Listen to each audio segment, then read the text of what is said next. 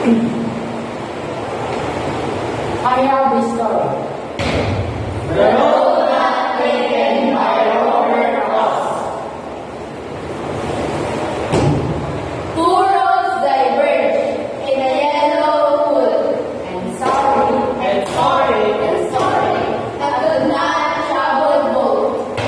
And we one traveler, long I stood, And looked down, looked down, one as far as I could.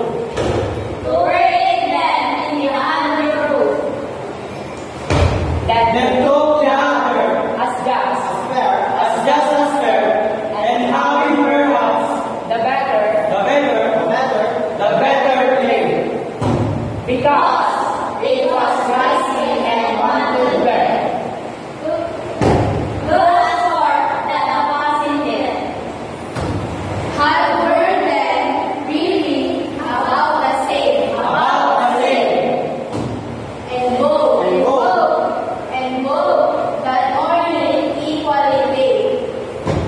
In